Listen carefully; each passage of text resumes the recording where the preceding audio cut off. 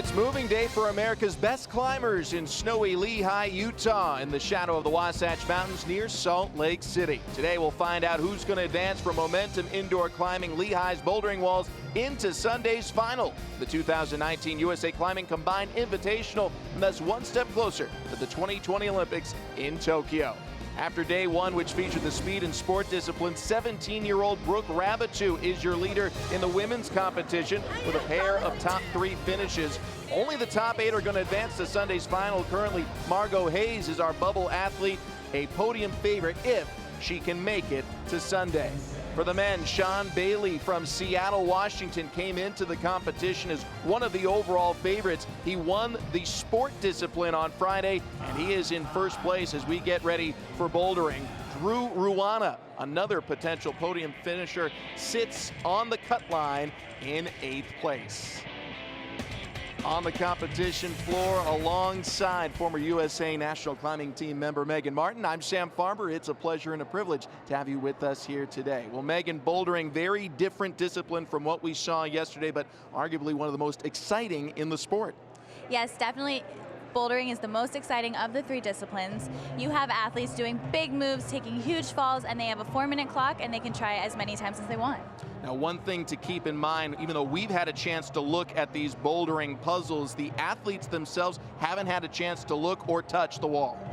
Very different from yesterday. They got to have a flash format, so they were able to watch people yesterday, but now they've been in isolation, and they won't see these boulders until their 4 minutes start and they turn around and look at the wall. There's no communication with each other while they're climbing, and they don't even have cell phones back there, so they got to solve this puzzle all on their own. Complete isolation. Well, they're going to tackle these puzzles when we come back here to Lehigh.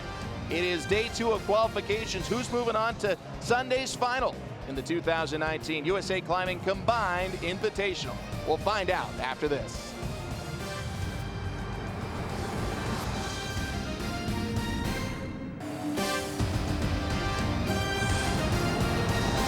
The 2019 USA Climbing Combined Invitational is brought to you by the North Face, inspiring and enabling exploration since 1966.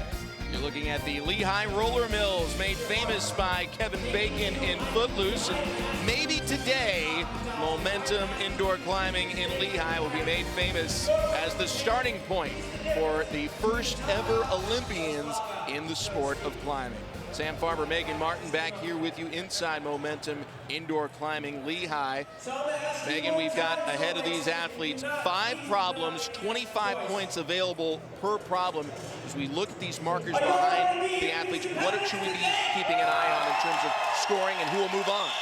So the goal of every athlete will be to get to the 25-point hold at the very top, the finishing hold, and they will need to control it with 2 hands in order to get the points. Now, if you can't get to the top, you're trying to get points as you get closer to the top. So the 5-point, 10-point, 15-point, you want to try to at least get to all those holds if you cannot make it to the top. Starting things off today, that's Jordan Fishman, entering competition today in 10th place. And the way the scoring goes, each discipline, speed, sport, and today bouldering, you get a ranking based on how you finish compared to the rest of the competition. At the end of the 3 disciplines, you multiply those numbers together. So just being in the top 8 all 3 times probably is not going to be enough. You need to have a top 3 or top 5 finish, if not 2, to really have a good shot at Sunday. Exactly. You need to do as well as you can possibly do in each discipline in order to make it to Sunday. So some of those people who are kind of getting 7s consistently, we probably won't see them in the final, but who knows? Someone could have a disaster. You Sure. just don't know. That includes Elizabeth Sepulveda, who you just saw. She's entering the women's competition today in 12th place. She finished 9th in speed. That was her best finish. Jordan Fishman finished 4th in speed. That was his best finish, but again, he is currently in 10th place. And Jordan could definitely do well here. He's a very strong boulderer. It'll just depend on how the boulders suit him, and that's kind of the thing about bouldering. It's more of a wild card when it comes to the disciplines, because you just never, well, you don't get to see the boulders, and it just depends on how the route setters set that round. Let's take a look at what Jordan Fishman's got ahead of him in men's problem 1. They haven't seen the wall yet, but you can look at it. What do you see here as some of the early moves? Well, it's not an extremely obvious start, unfortunately, so, and you have the number 5 hold is extremely small, so you have to at first kind of press yourself up to stand up to even be able to get to the 5, and it's a hard establishing move. And then your number 10 zone's a little bigger, but then 15, as you can see, is very small again. It's going to be very tensiony and technical, tension being what's keeping you on the wall, so you're going to have to be flexing your body. As you can see, this mantle, not super hard, but definitely not really easy, and he's struggling, so he didn't even get the 5 yet. So definitely having a difficult start makes the whole problem harder. He takes a fall there. You get a 1/10 of a point deduction per fall on your way to your furthest point in the problem. Correct. Best possible score being 25 per problem. Exactly. So we see Elizabeth trying to start another tricky start for the women. Not as tricky as the men. It's a nice press. But if you the 5 hold that she went to is pretty small too, so it's not like she can just press and go to a big hold. She has to make sure she's in control when she's pressing. Now the clock you see is a countdown clock that starts at 4 minutes. Each athlete has only that much time to solve the problem. Then they have a rest period where they'll have their back to the wall of the next problem while the second athlete takes on the one they just did. It'll make sense as we continue on, but... So Jordan has gotten the 5 now, but he's still struggling to get to the 10. As I was saying, it's a kind of a precarious problem because this angle is what we call a slab. So it might be more of, it's easier than a vertical angle, but that means that the climbing gets harder. He just got the 10. He's on the 10 now. Where his left foot is, it's hard even to see anything, but there is the tiniest of holds that he is balancing on right now. And it's a black hold, so it blends in with the wall. This is what we would call a mantle, which is a very powerful move, and it's definitely going to give people trouble. You see him struggling, trying to just press as hard as he can, working on that single leg squat. Very nicely done. So now to the 15. He got the 15, he has control of it. So he will be awarded that 15 point. So now he's just trying to make his way to the 25. And with that match, the match and control, looking back to make sure the judge awarded him control, he now gets the 25, and that is a top for Jordan Fishman. Definitely off to a good start. Excellent job there for Jordan. See Elizabeth still struggling to get to the 5. Elizabeth, 16 years old, from Fairfax Station, Virginia. You hear the 1-minute warning for her. Now, she has to complete whatever distance she's going to get to in the 4 minutes. She can't be starting on the wall when the clock runs out and get to finish that run. Exactly. When the clock runs out, you're done. You go back, sit down in the chair for your 4 minutes of rest, and the next climber comes out. So if Elizabeth does not get to the 5, she gets a 0 for this boulder. And you definitely want to try to get as many points as you can on each of the boulders. Elizabeth is one of the shortest athletes as well. What kind of factor is that? It definitely is a factor at times. She only has 15 seconds left here. Height can be an issue, but the way the boulders usually work, it can benefit you to be taller or shorter. They should have a mix so that they keep it as fair as they can. And she gets the 5 and the 10. On the 10 too. So she runs out of time, but at least she gets points in the last second, which will really help her because a 0 would have been terrible. Next up on problem 1 for the men is Xander Waller, one of the youngest male competitors at 15 years old. And he's brushing these holds because he knows that other people, or well, one person has climbed on them, and as a competitor, you want the holds to be as fresh as possible for you. So he took the time to brush them, especially on a technical slab boulder like the one he's about to get on. There's Claire Burfine.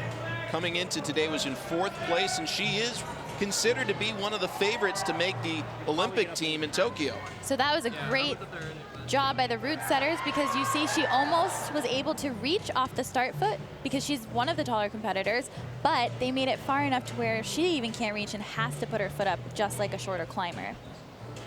Here's Xander Waller. He's trying to establish on the start, because the way he got up, he had to make sure that he had control of the start hold before he can move. Quick With 5 your points hands, for him. that is. Easily making it over. Nice save on the 10. Having to do this mantle. He's a little taller than Jordan, and for a taller climber, a mantle can be difficult, as we just saw. Claire making it nicely into the 10 zone hold, so she'll have control of that. The high point now. Now the hold she's on right now does not award you any points, so right now her score would still be 10 on this boulder. Look, 15 but now right she there. has the 15. Her right hand just to the Just right of the block. For the zone holds, you only need to have control with one hand, but the finish hold you have to control with 2 hands.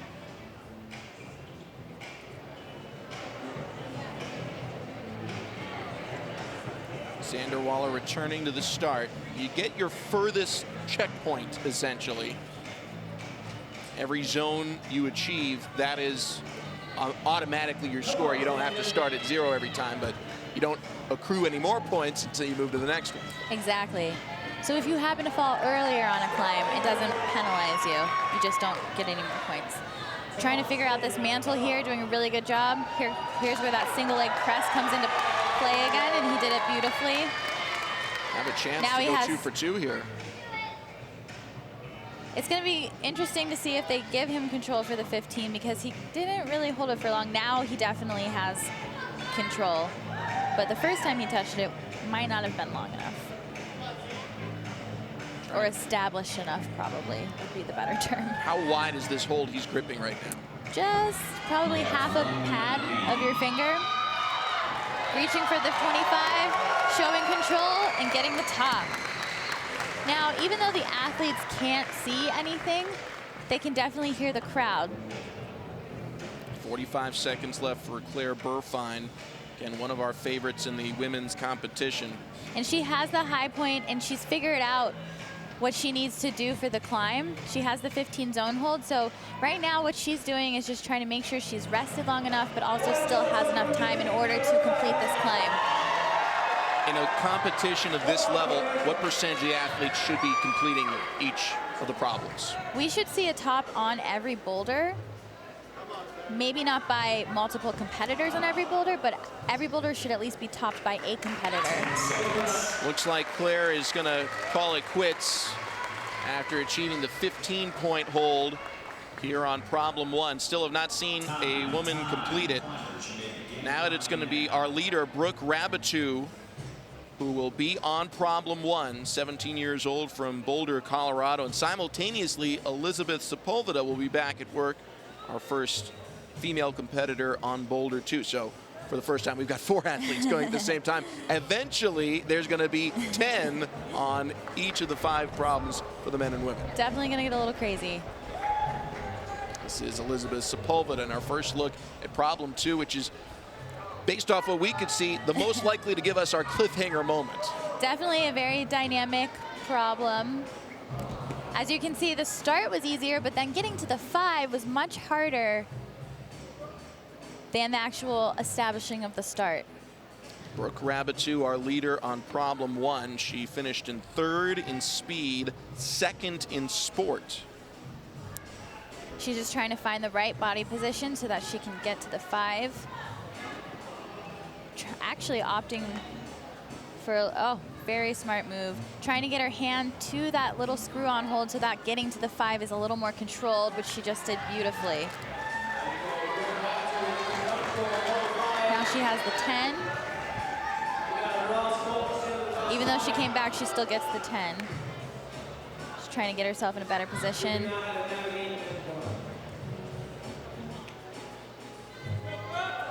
Yes, she has the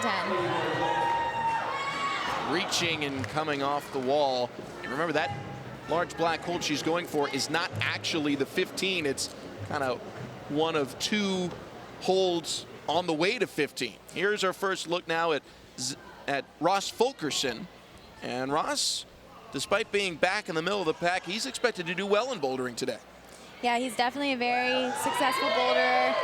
That mantle move at the start's a little harder for him because he's one of the taller competitors, but he was able to figure out, get the 5, and now he's on his way to the 10. Very delicate movements.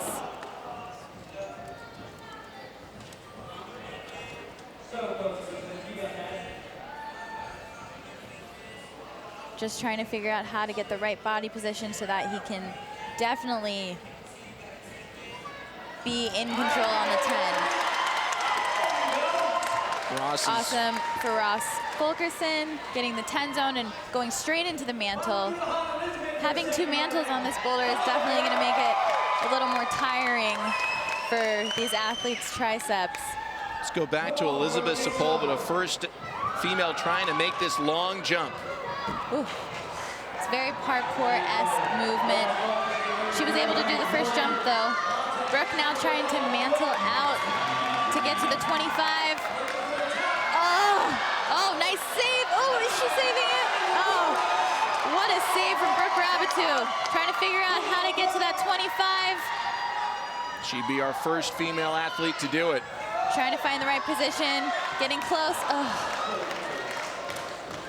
40 seconds left. Gave herself a second chance here. What a save from Brooke Rabitou. She was so close to getting the 25 and then almost off the wall, but was able to save it in order to minimize the amount of tries she's doing. About 20 seconds left here. Jordan Fishman has the 5. Oh, was reaching for the 10, but definitely was not able to get it. 10 seconds. All the athletes at this point are off the wall, so it looks like everyone's going to move on to their next rest point, and we'll get a new set of athletes on the first 2 boulders. Climbers, you may begin climbing now.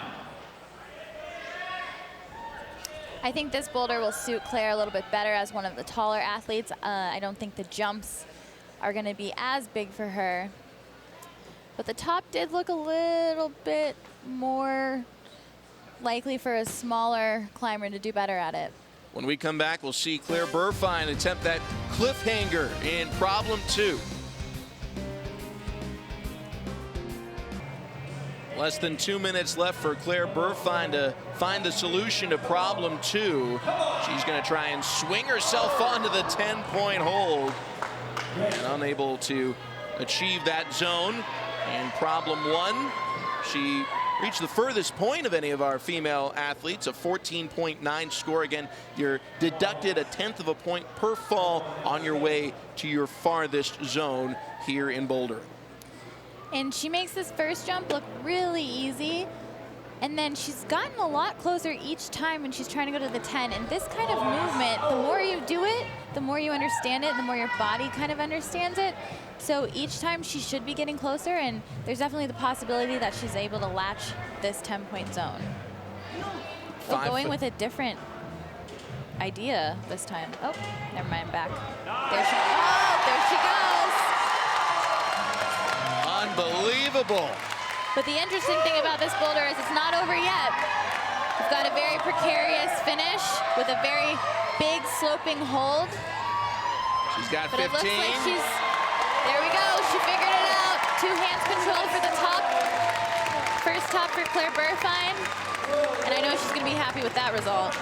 That's why she's considered a favorite to go to Tokyo. She started to go with a different option for a second, maybe trying to go more static, and then switched back to the dynamic movement. Caught it one hand, tried to throw the second on, and then just ended up with the one-hand catch anyway.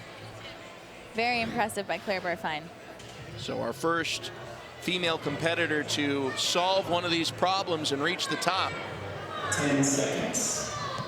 Got about 10 seconds remaining here. Max Hammer on number 10 zone, getting control but not able to figure out that mantle. Time for a new set of athletes to tackle in some cases, new set of problems. Again, these 4-minute clocks start automatically. As soon as it hits triple zeros, the athletes on the wall have to come down, and the new athletes immediately jump back up. This is Brooke Rabitou, and she is looking at boulder number 2. 14.9 on problem 1. So the same score that Claire Burfine had on problem 1 as well. So this kind of climbing is something that really suits Brooke. She's very dynamic, very powerful, does lots of jumping, and is really good at controlling her body in that way. But being a shorter climber, I'm a little worried that the jump to the 10 will give her some problems, but hopefully she's able to just figure it out. Yeah, Claire Burfine is 5'10", and Brooke Rabitou is 5'1", so we'll see what the difference is right here. So we already see her swinging so much more than Claire did. A little short on the 10, but I think she'll be able to do it. Like I said before, the more you do the movement, the easier it actually becomes. But 4 minutes is still a short amount of time to figure out these kind of moves. Off camera, we saw Jordan Fishman on problem 3 be the first one to finish boulder 3. Here's the finish. Having 2 tops in this round now is probably going to make him feel really good. It was a very technical and dynamic boulder. 2 things that Jordan is pretty good at, so I'm not surprised he topped it, but he has to be relieved in the 4-minute clock time period to be able to do that. Jordan Fishman came into the competition today in 10th place, about 21 points behind Drew Ruana on the cut line. But remember, you multiply each finish in each of the 3 disciplines. So if he's able to get a 1 for first place, his score is not going to move. And everyone else, Whoa. as they multiply their scores, it's going to instantly move him up the standings. Here's another summit. Zach Galla on boulder 1. Brooke Rabitou with the catch. I knew she could do it. Definitely knows how to fly. These movements, I think, oh, she's kind of going with the wrong hand there. If she gets her left hand up, it'll definitely be much easier. Just trying to figure out what she should do. This is a climb where you'll see a lot of people, depending on how their height is, kind of climb it differently. We saw that Claire was kind of able to reach to the 15 a little easier, but Brooke is going with her right hand, and she's going to try to make it happen. She's got 1 hand on 25. She needs 2 in control. Now what she can try to do is possibly put both hands on 15, but looks like she's trying to just try to get her foot out to the, oh wow. Brooke with some crazy beta, super strong, oh my goodness, what a beta breaker, wow. So much creativity from Brooke Rabitou and so much fight. An awesome, awesome job for Brooke Rabitou, getting a top of number 2 and fighting as hard as she could fight. Our leader has her first summit of this bouldering session. There are 5 total problems for each of the men and women, 25 points per problem for a max of 125. This is Ross Fulkerson. Struggling to kind of move off of that number 5 zone hold. Working on problem 2, seems a bit frustrated that he's unable to make it further. Definitely frustrating. I think that boulder is a little more, it's a little tricky with the feet. And the number 5 zone is another dual text hold, which we talked about yesterday. So it's slippery on one side. So even though you can grab it well, your thumb is kind of slipping around. So you don't have as much control on the hold as you would like. On to our next 4-minute session. This is the bouldering competition at the 2019 USA Climbing Combined Invitational. The champion overall here after Sunday doesn't make the Olympic team for 2020 in Tokyo, but they do make their journey a heck of a lot easier and really become the favorite to represent the USA. Exactly. These athletes are just trying to get their chance to be on the team so that they can keep accruing points by competing in international competitions. Xander Waller with the correct beta for this boulder. I talked to the route setters earlier, and that is exactly how you need to do this move. See his scores for the first 2. He was able to solve boulder 1, and when you say beta, that lingo is information. This is information they have to figure out on their own as he jumps for 10. Oh, almost has that control right there. That is, well, No, I mean, it probably isn't unless the judge, it kind of is up to the judge, but I wouldn't give him control per se. Here's Claire Burfine on boulder 3. Getting the 5 zone, trying to get a knee bar in there, but I don't think that was the intended way that the route setters designed it. Asking for a brush, yeah. As more and more climbers climb the boulders, the holds get a little greasier. Ugh. Is this an issue that she doesn't have a brush here? Generally there are brushes, but she wanted something smaller. So that's kind of up to the climber to have a smaller brush, but they have stick brushes around. I'm not allowed to use my own. She's saying she's not allowed to use her own. To the judges here. That is an IFSC rule. Let's go back to problem 1, Isabel Gifford. Problem 2 for Isabel Gifford. Xander Mistake, problem 2. She's just trying to figure it out. She's done the jump move to number 5 a couple times, but can't quite figure out how to do this parkour move to this 10 zone. So she's just kind of resting a little bit because those dynamic moves can be tiring. Back to Claire Burfine, reaching and unable to make it to zone 10. That's definitely an extremely powerful move coming off of an undercling. Here goes Isabel Gifford trying to set up for the jump. Ugh, not really getting the height there. It's definitely a lot of coordination going on to try to swing yourself from one side to the other and then try to jump really high up in the air. Here's Joe Goodacre, kind of trying to figure out what he needs to do to get some points on this boulder. Joe Goodacre came into today in 5th place. Wasn't considered really one of the favorites. We go back to problem 2, and a huge jump. Yeah, Joe Goodacre wasn't considered a favorite, but he definitely has a shot. Only reason he wasn't really considered a favorite, I think, is due to his inexperience. They're making another attempt at zone 10. Trying to just fight as hard as she can on that undercling. This is a big, powerful move. She's just coming short of that number 10 zone. Back to Xander Waller on men's problem 3. He finally was able to stick the jump. Here he is on the jump. He's been close so many times, and he finally sticks it, and controlling that swing and avoiding falling off due to that barn door. That kind of swing that we just saw is called a barn door. It's where the leg attached to the wall and the hand is the hinge, and the rest is the door. Exactly. Well, the 4 minutes have expired, so a new set of athletes tackling the new set of problems here at the 2019 USA Climbing Combined Invitational. We're in Lehigh, Utah today for bouldering, and here's our first look at Ashima Shirishi, who yesterday won sport, currently is in 3rd place overall, certainly one of the favorites to be in contention for Tokyo. Yes, and as we saw yesterday, she is a phenomenal sport climber, but she also excels at bouldering. And this type of climbing that we're about to see her get on with this kind of technical movement and lots of just on the wall time trying to figure out what body position you're in, that's where she's really good at it. Brooke Rabatou going for, ooh, different way of doing this than Claire. Oh. And again, these athletes don't know what the previous athletes have even tried. They're figuring out everything on their own the second they turn to the wall. Yes, they don't know the actual way in which another athlete did a climb. Now, when you're sitting with your back turned to the wall, you can kind of tell when somebody tops a boulder because the crowd goes wild. But other than that, you don't really know what's going on.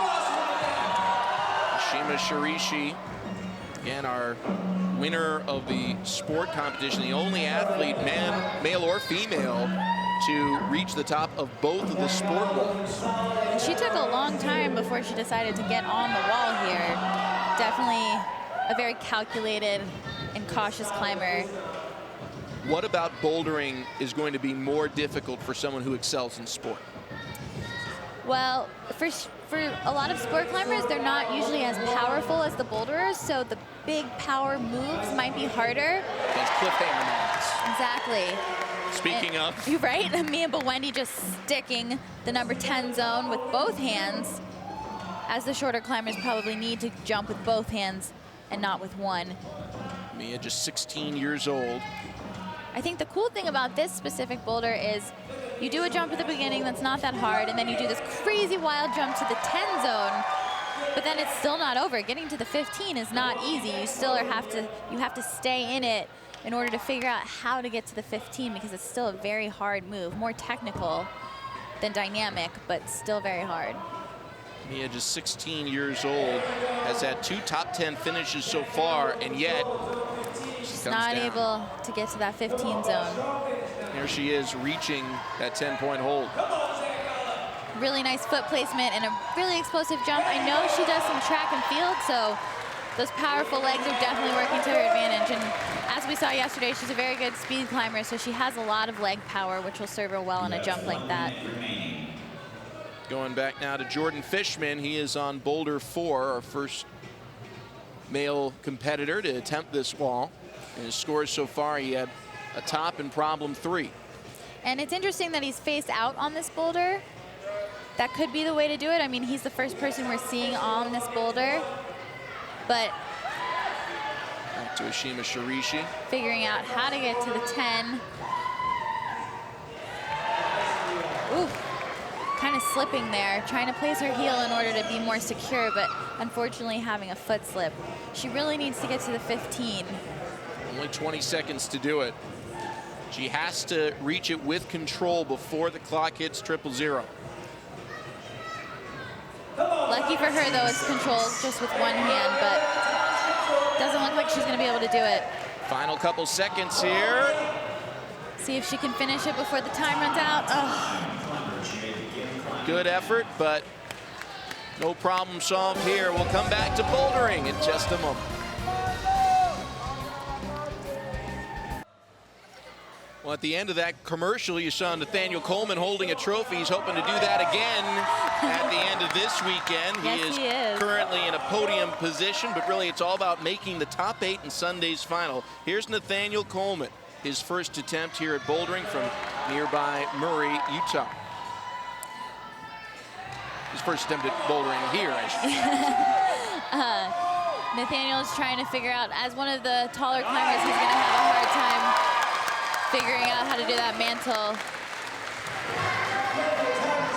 It's Margot Hayes reaching the top of boulder number 1.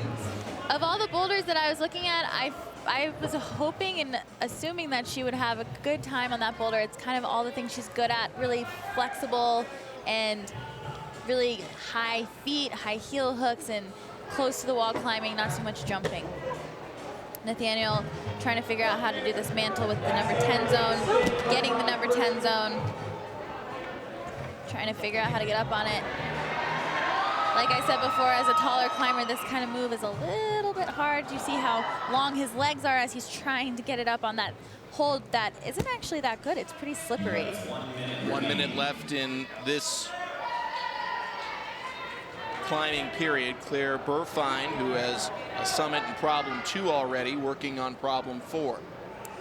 Now this boulder is pretty difficult to get established on the start and get to the 5, and then you have to walk your feet across on these delicate holds. As you see, the one her left foot is on is one of those dual text holds, so only that portion of the hold can she actually stand on, and she's trying to find other places to put her feet, but she's having trouble because there's so many dual text holds. When you say can, I mean she can try, but it's slippery everywhere else that her foot is not. Exactly, and it's highly unlikely that you're going to be able to actually stand on the shiny part of the hold. Back to Nathaniel Coleman.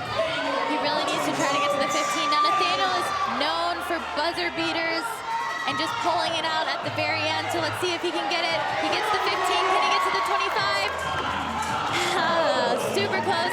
You see, he just went for it because he thought, why not? I have nothing to lose. But at least he got to the 15. There's some other boulders in the round that I think will suit him a little bit better, and he'll probably do better on where other people might do better on the one he just wasn't able to top.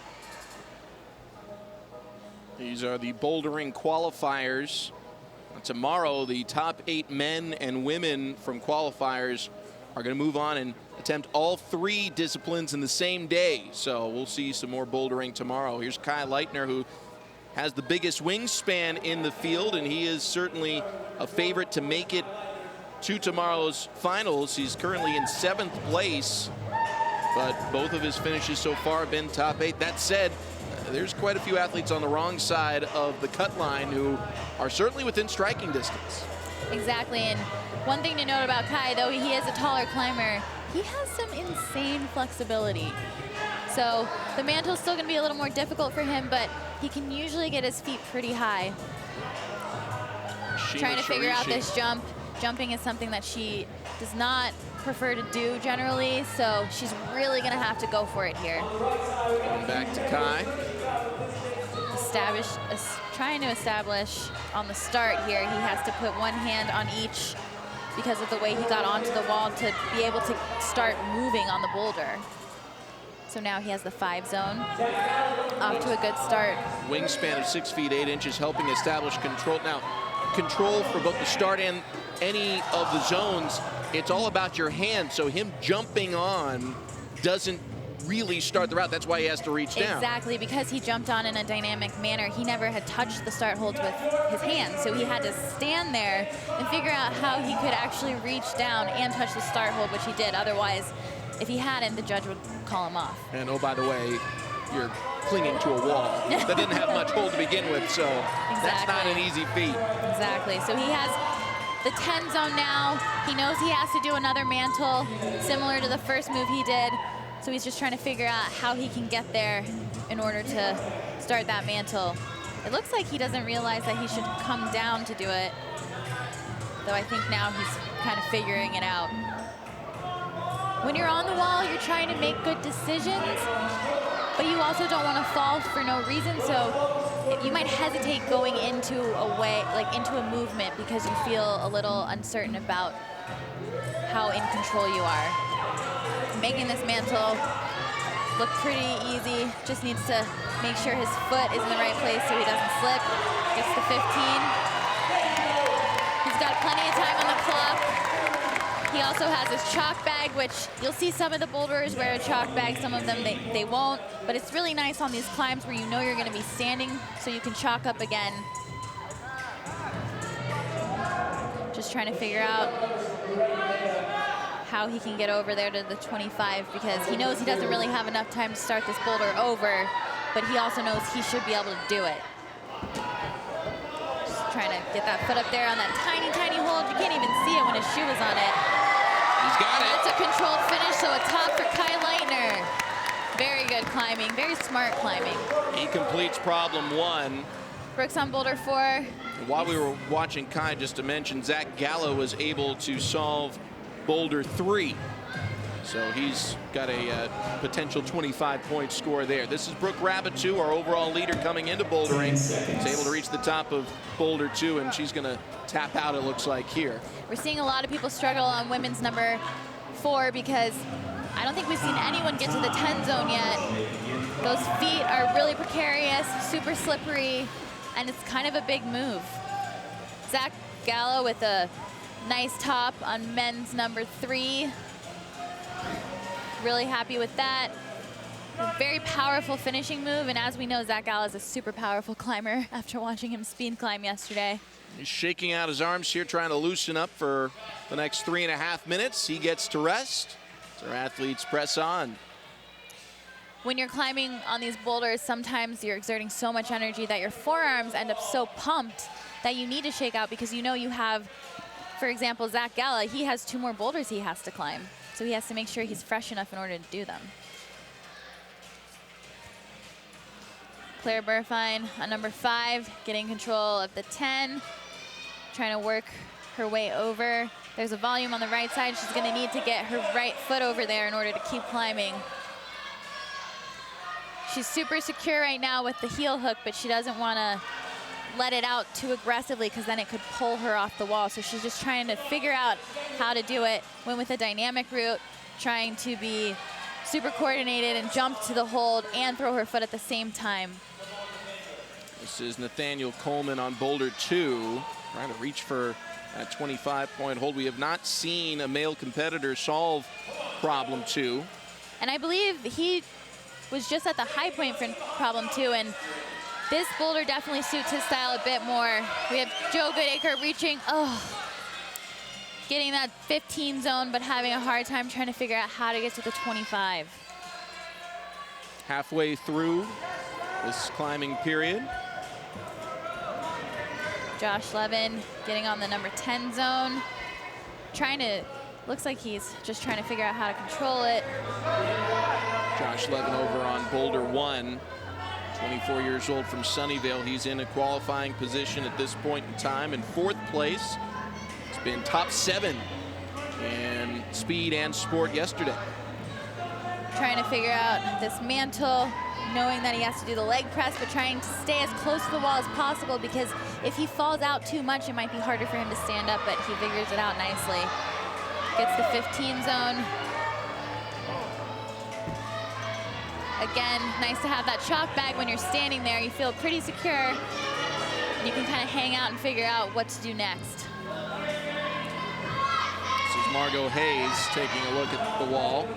She's attempted that jump to the 10 on this boulder a couple times, getting a hand on there just a little bit, but she knows she's a little too shallow on the hold, and she needs to try and figure out how she can get a little bit higher so she can grab that number 10 zone. Just like Brooke starting face out, a couple ways to do this beginning. It's kind of whatever you feel comfortable doing. She was able to solve problem 1. Can she figure out how to get that jump? Trying to get all her power to swing. She needs a big jump here. Oh, just a little short. And she knows that she just needs a little more power there. She's still got time, so Josh Levin with the top on number 1. It's great for him. Oh, Nathaniel Coleman getting one hand on the 25, but not able to get 2, so no top for him on number 2, but definitely the high point. Margot's getting ready to set up for this jump again. See if she can get enough swing and enough power to get to this number 10. Yes, and she does it! Can she get to the 15? She has 5 seconds left. Passing it, control, is she gonna do it? Oh, no!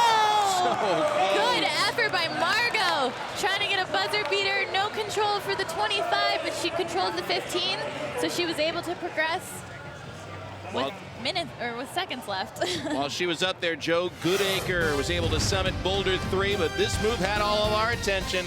Back with more dynamic attempts here in bouldering qualifications.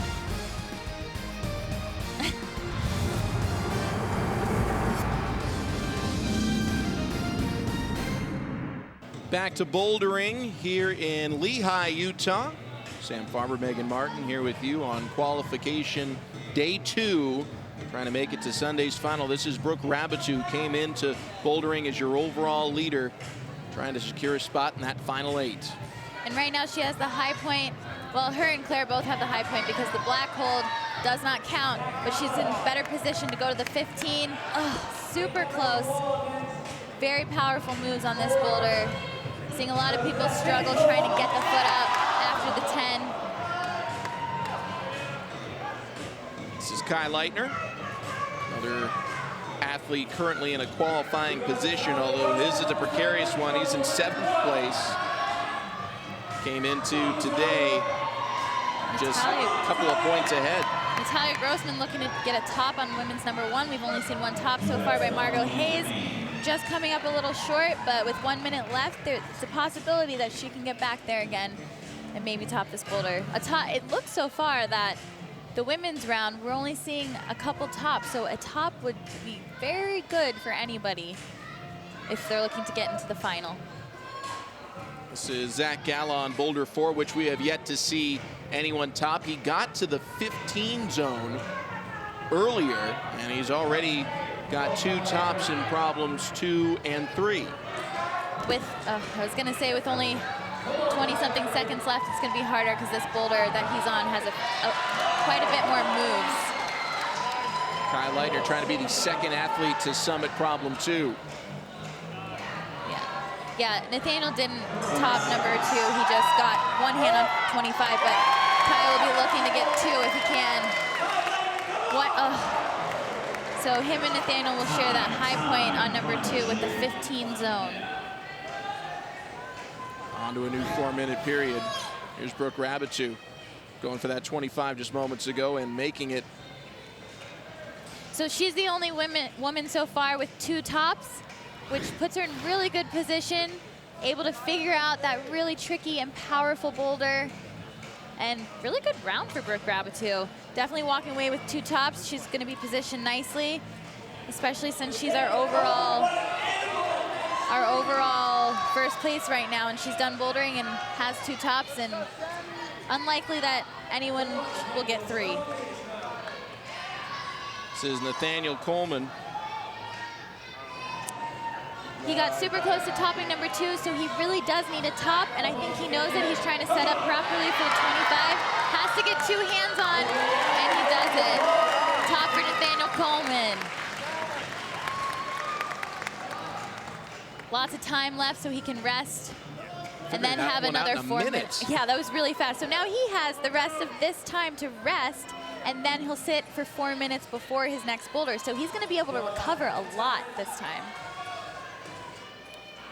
Considering we're still looking for someone to figure out problem 4, that'll certainly be to his advantage.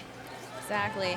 Max Hammer getting the number 5 zone on problem number 4. A very tricky balancy. As you can see, he's kind of, whenever he's on a hold, he doesn't really seem like he's in control.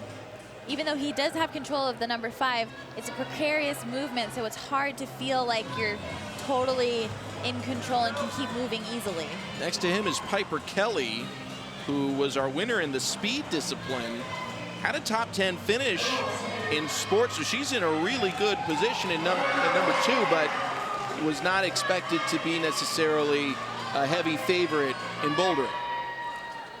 This is Sammy Singleton. She is attempting that big jump on boulder 2. She dropped off her chalk bag because she doesn't want to land on it in case she falls. She knows it's a big jump and she has to use all of her power, and if she misses, she knows it's a big fall too.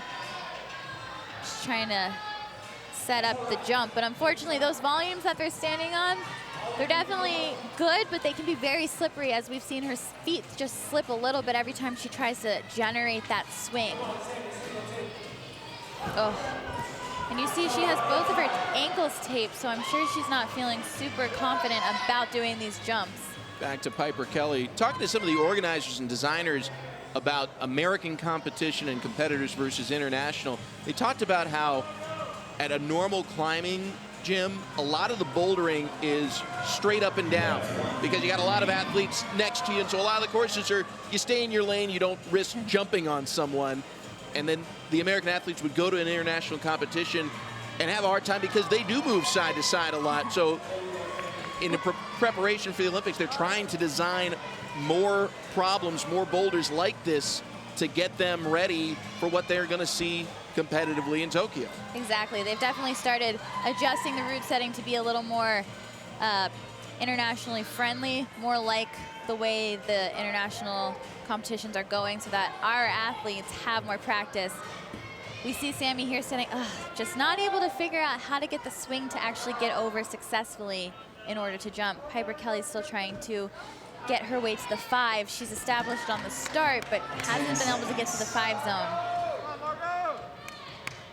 We've got 10 athletes on the wall at any one time right now, and got at least another hour and 15 minutes left here in the bouldering qualification. Sam Farber, Megan Martin here with you in Lehi, Utah.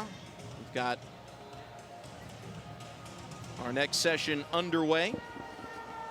Getting a look here at Zach Galla.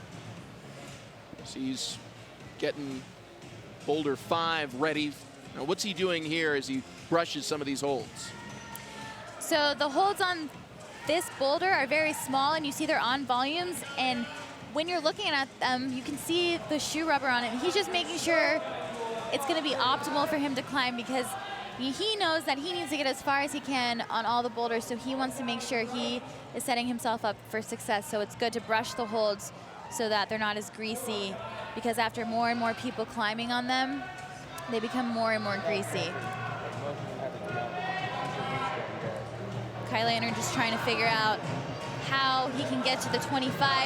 This is where maybe his height comes into play, and it kind of messes him up because it's kind of a bunchy section. So he's just trying to generate some power, able to do it. Really nice from Kyle Leitner. 2 hands on the finish, so he gets the top. Looking very calm, cool, and collected at the top. He was able to flash that boulder, which means he did it first try. So he will get the full 25 points on that boulder. This is Colin Duffy, who's really a fun story. He is the youngest, shortest, lightest of our male competitors at 15 years old, 5 feet tall, 100 pounds. And yet he's in contention right now. He finished 4th in sport. He's in 10th place overall. We're seeing Zach Galla right now get the high, I'm pretty sure the high point here.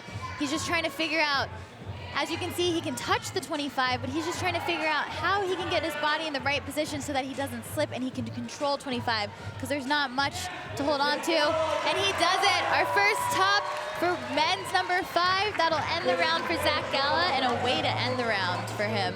He's going to have a great score overall here, too. Multiple summits for him in these 5 bouldering problems. 25 points available per boulder.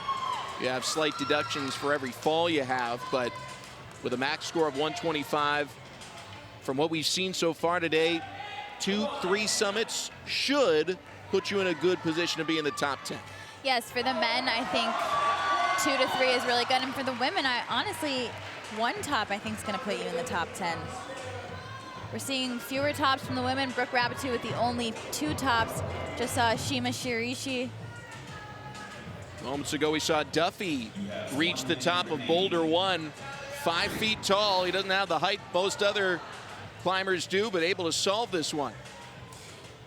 Really good climbing from Colin Duffy. And for him, the mantles will probably be a little bit easier because he is a shorter climber. Definitely one of the boulders I would have expected him to top.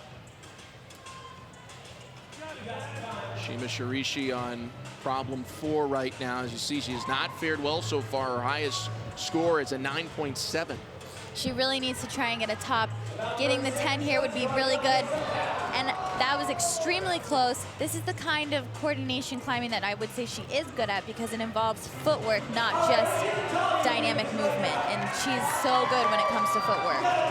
Clock is winding down. This is Natalia Grossman trying to get to 10. Finally getting the 10 zone, knowing she has no time, but trying to make it there, getting the 15. Can she get to the 25? Buzzer beater, 2 hands on the finish. Top for Natalia Grossman. What a move. In 15 seconds, she finishes out the back half of problem 2. When we come back, the chief route setter for bouldering is going to join us. Tell us maybe this is what he had in mind for women's problem 2.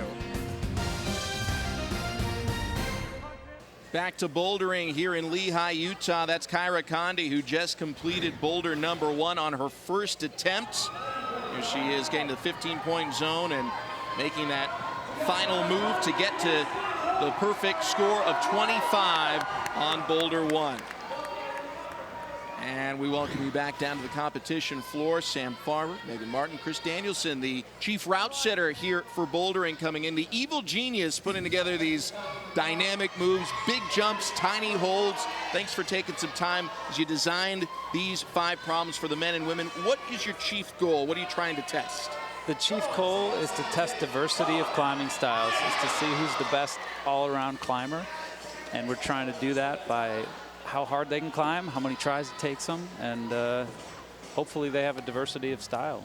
When you're designing a set of problems in your head at this level of competition, how many athletes do you think are going to be able to figure out each one or potentially all 5?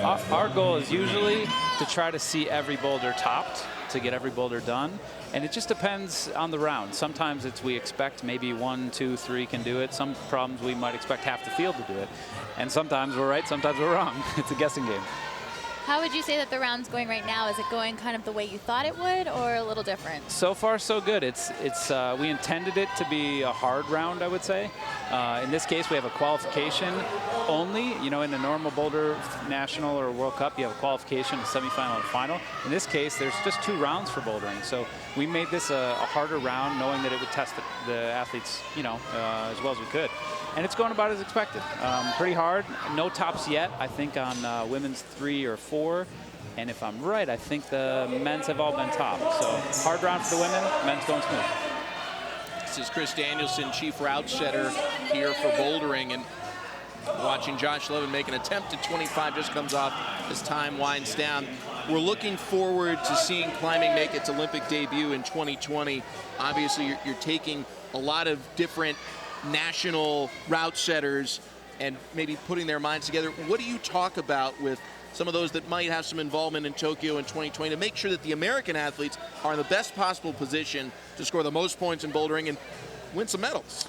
A lot of what we're trying to do is push the athletes in all these different styles to get an idea of what they might be presented with first in the World Cups or in World Championships and ultimately, hopefully, the Olympics. So you see that in the round. You see a lot of different types of climbing, slab climbing, big, powerful jumps, you know, all the different things you can imagine. And our job is just to try to diversify that, see what we can do. It's teamwork. And I would definitely say that here you guys were able to diversify the boulders quite a bit. You've got a lot of different angles and you're using a lot of volumes. So I think you're giving them a lot of diversity. We're lucky with this wall. It's really diverse, and we see, you know, we see the climbers do what they can. It's not easy for them, but a lot of what we're trying to do is see how quickly they can figure things out. This is Thomas Pitzel trying to figure out a way to the summit here on Boulder 5. You talk about how easy or hard it is to get up here. I went to, you know, a few climbing gyms when I was much younger. Just getting on the start position for most of these boulders is difficult for the average person. That's right. One of the things about climbing, it often can look easy when it's done well, but every move is hard. Sienna Kopp. Sienna Kopp looked like she was really close to the finish there, close to what Kyra did. Very close. Ashima Shirishi, who really needs a good performance here on Boulder 5 because she has struggled. And even though she came into today in 3rd place overall, if she finishes 10th or higher, she's going to see her score explode. Good position here, finding that foot. This is what it took for Brooke Rabitou to do it. Ashima looks good. I feel like this is one of the boulders that she would do better on. It's a little more technical, bad holds, kind of what she's good at, and we're seeing that right now. And she really does need a top. Plenty of time left, too.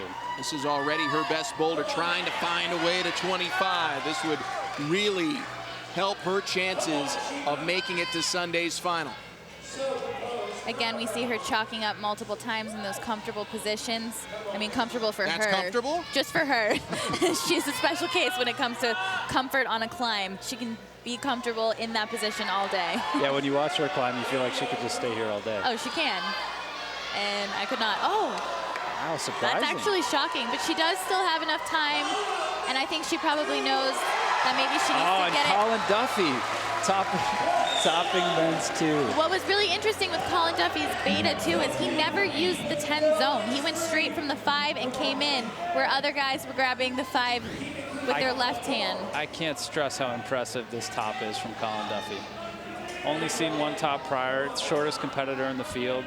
That's amazing. Definitely going to help him with the ranking for sure. Colin Duffy, I mean, coming in, he was already interesting because he's the youngest, he's the smallest, he's the lightest. Basically looks like, you know, a boy amongst men, and yet he's in a really good qualifying position right now. He finished 4th in sport, and he's got 2 summits from the first 2 boulders. It's really amazing. That second boulder problem for the men, we certainly had expected maybe the least amount of tops on, and so far it's, I think, showing that to be the case, although the 4th is also hard. Colin, that's just amazing from Colin. 10 seconds left in this climbing period. Taya Wolf trying to score some more points and can't quite reach zone 10. We're sitting with Chris Danielson, the chief route setter here for bouldering. You guys are both saying dynamic versus technical a lot for someone who's not used to bouldering. What does that mean in terms of types of movement, types of holds? So, yeah, what we're seeing a lot of in problems 2 and 3 for 2 for the women, 3 for the men, is dynamic movement. You see it right there. People jumping around, a lot of gymnastic movement. That's different from technical balance, static movement, which we just saw with Ashima, for example, on number 5. So we're trying to test all those things, and each problem is going to have a different flavor. So dynamic, you're looking at jumps, If we're doing gymnastics, we're talking about the people doing backflips, flipping up in the air, and for the technical, you're talking about stretches, flexibility. Yeah, flexibility, balance, strength in the fingers, body position. And body position is important, as we see with Kyra here too, trying to figure this jump out. Dynamic moves aren't just about can you swing around and find the way.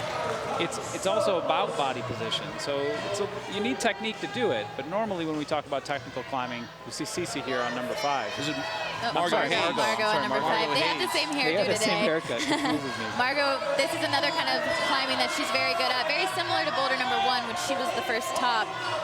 This so looks like as long as as long as she can figure out if she wants to just go for it like she did. Very good round for Margot Hayes. I think 2 tops for her because she wasn't able to match 25 on number 2, but 2 tops seem to be what you want. Kyra sticks the jump.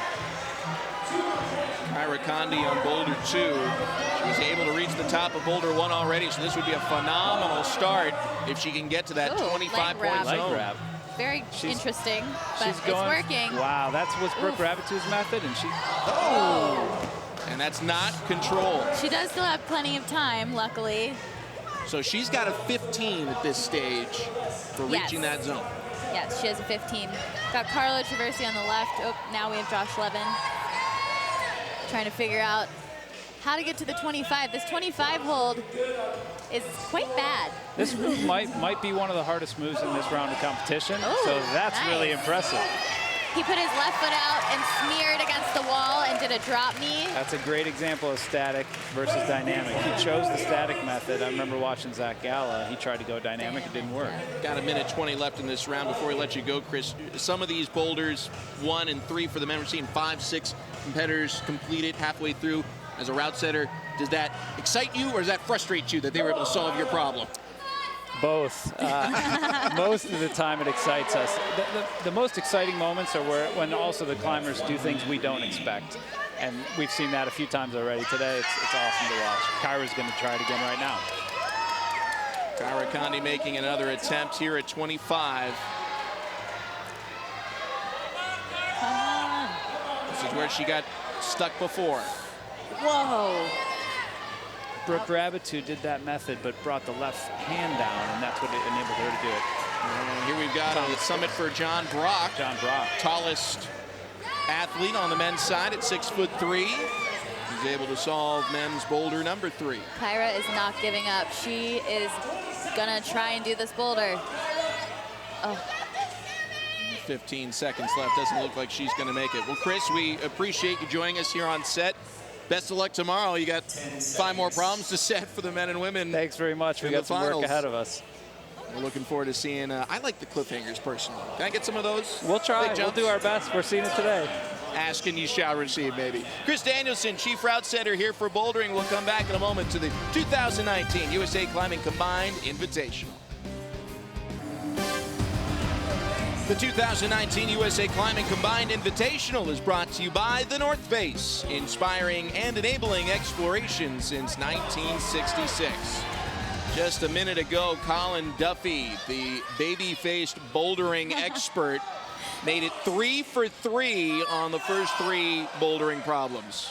I mean, he is like an animal today. He is just crushing these boulders, and look at how focused he is. 3 tops. I think that's the most, or at least tied with the most in the round. And I mean, the rest of the boulders I think will suit him well too. I thought he was going to struggle on a couple of them just because the moves were so big, but he was able to figure out a way to do it for his size, and he is just crushing. This is Benjamin Hanna. Getting control of that 15 zone for Ben Hanna. He was expected to do well here in bouldering. He needs a lot of help to make Sunday's final. Like Chris was saying, Benjamin just tried to go dynamically to 25, and earlier when we saw Josh Levin top it, he went more static. Cece with some different beta. She was just trying this and happened to fall as she matched. Let's see if she can get both hands. Oh, oof. Little bit jarring there. Not giving up though, 20 seconds and hopping back on this boulder. Is that enough time? It might be. We've seen this boulder topped pretty quickly.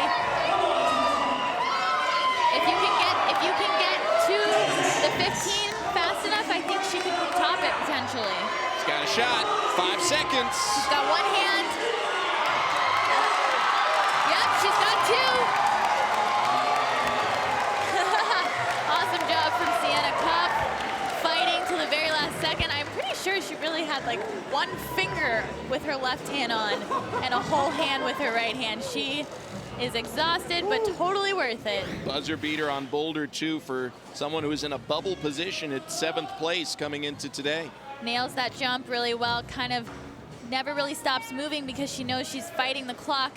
Gets her hand in there, she's able to kind of jam her hand, and you see she kind of doesn't get her left hand, but just one finger on there, but that's still a match because it's two hands. And doing it in the closing seconds, and she's someone who is maybe more of a speed specialist coming into the competition. That's been her best event so far, so just one top might be enough to move her into Sunday's final. We'll have to see. Totally, she's definitely more of a speed specialist, but a very good boulderer as well. Sport is definitely where she is kind of the weakest in terms of all three disciplines. Carlo Traversi was able to flash problem 1, and he's going to make an attempt here on boulder number 2. Carlo, our oldest competitor at 30 years old, was considered someone who's going to have a shot. Bouldering certainly his best discipline, but he finished dead last in speed, so he's got to do extremely well here to have any shot at making the finals. He definitely does need to do well, and flashing the first boulder puts him off to a good start. And you know what I would expect from him, this is the same kind of beta that Colin Duffy used, except Colin didn't go to the 10. But bouldering is where Carlo is so strong. He probably has the most experience out of anyone in this competition when it comes to bouldering. Not only in competitions and doing well, but also bouldering extremely hard things outdoors. Sam Farmer, former U.S. national climbing team member, Megan Martin here with you in Lehigh. Tomorrow we're back to Salt Lake to see the top 8 men and women make their way towards potentially a spot on the national team for World Cup competition and one step closer to Tokyo in 2020. Maggie Hammer now attempting this big cliffhanger move on boulder 2. Yeah, she's just trying to figure out how she can set up for the jump. As one of the shorter climbers, she really knows she needs all the power she can get. But it's kind of hard right there. As you see, she's trying to swing, trying to get the power, but can't quite figure out how to not be swinging in circles and keep it going. Can't quite do it. She's the lightest athlete in the women's field at 93 pounds. Is that help or hurt when you're making that kind of jump? On those powerful movements, it makes it a little bit harder because she has so much more she needs to generate, because being one of the smaller competitors means she's just lacking some power and extra muscle probably. Josh Levin able to top boulder 5 with 1 minute left here in the round. Extremely good round for Josh Levin. Hasn't done so well in bouldering in more recent years, so it's really nice to see him kind of figure it out. This is John Brosler, who won the speed discipline, was back in the pack in sport. I expected him to do a little bit better in sport, but I will say I think he is probably better at bouldering than he is sport. So hopefully he can make something happen here. Definitely would need to get a top to kind of get this round off to a good start for him. Getting the zone on the 5 right now. We have 20 seconds left for him. It's going to make it a little tricky, but definitely still possible.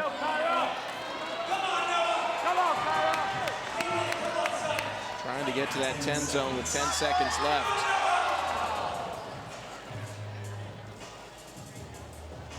Not really able to get that mantle, but at least he gets the 10 zone. A second ago, we saw Kyra Condie get the number 10 zone on women's number 3, which we haven't seen yet.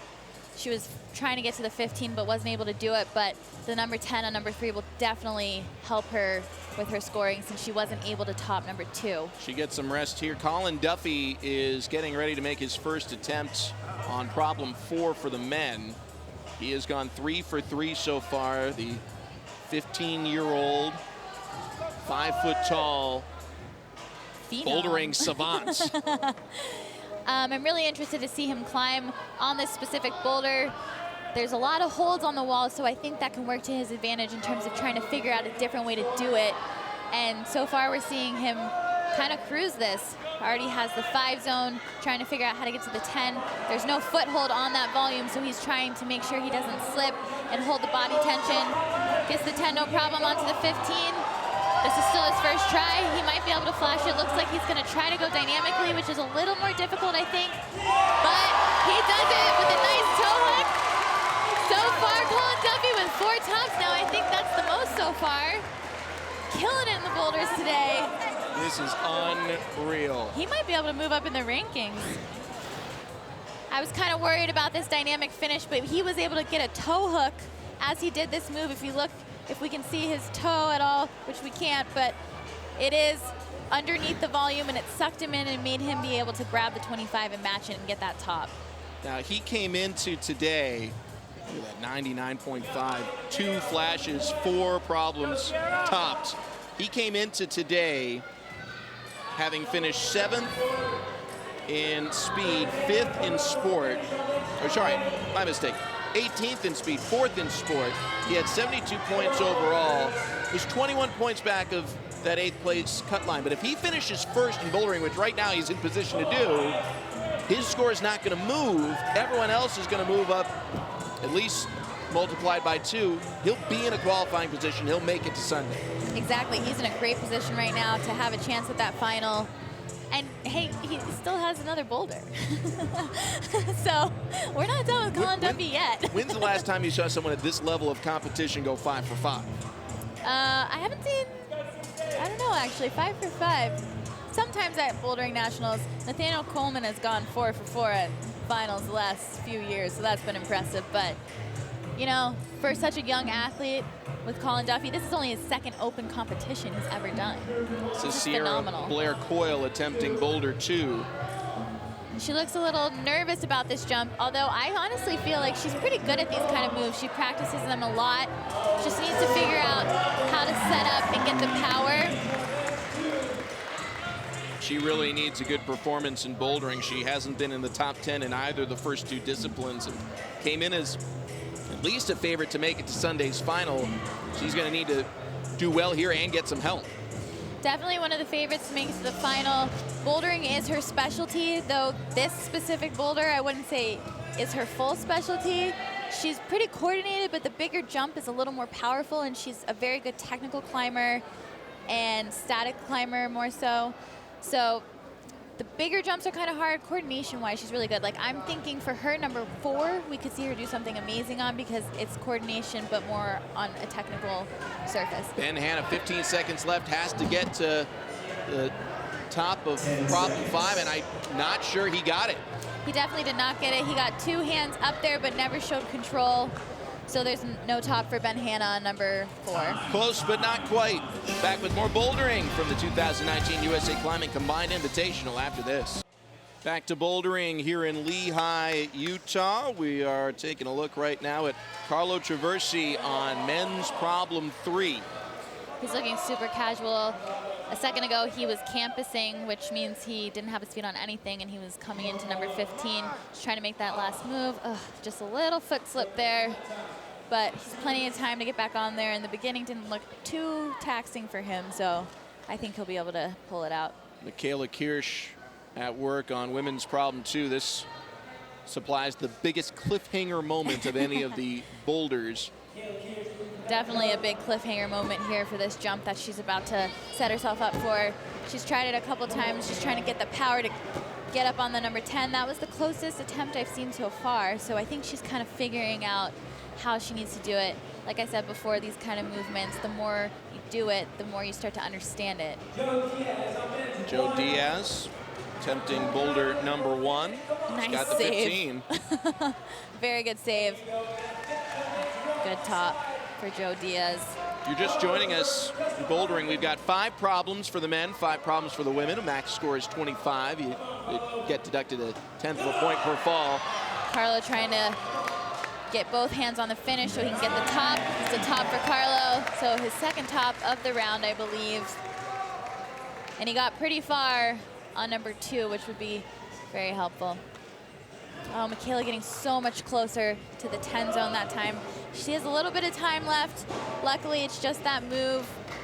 And then I think she'll be able to figure out the rest quickly if she can just latch the number 10 zone. Kyra up on women's number 4 in the 5 zone, just trying to figure out how to get to the 10. We haven't seen anybody figure out how to do it yet. Ooh, this looks like some very good beta, and she gets control of the 10. Very smart climbing. It's a very interesting movement because you needed to use some momentum, but it's very controlled momentum, and I think everyone else earlier was trying to go too fast to the number 10, and they weren't able to do it. Got 15, Kyra 5 seconds left. Point. Will she be able to get to the 25? She looked at the clock for a second. Oh, not enough time, but the high point will definitely help her in the round, and she should be very happy with that, although she doesn't know how everyone else is doing, so she feels like she probably needed to top it. All right, Colin Duffy at the right edge of your screen is getting ready to attempt to be the first athlete, male or female, to go 5 for 5. And he's flashed the last 2 boulders, being he got it on his first attempt. Exactly, and he's having a little trouble because he can't seem to reach with the start to get over. He was just feeling the holds, but he hadn't come off of the ground yet, so it's okay. It doesn't count as an attempt until your whole body's off the ground. So that would count as an attempt. That is his first attempt, yes. Now, he's the shortest competitor at 5 feet tall. How much of a disadvantage is that for him on this particular problem? I think for the end of this problem, it'll be to his advantage, but the beginning, I think it's going to make it a little more tricky for him, just because he's kind of more spread out than everyone else. And we're seeing him struggle a little bit, but we're only a minute into this boulder, so I think he'll be able to figure out something to do.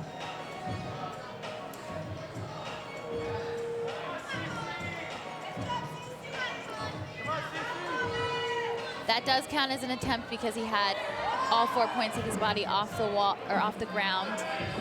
The good thing is the moves that he's struggling on right now aren't that hard, and he can keep trying a bit more and have time to kind of get further on the boulder.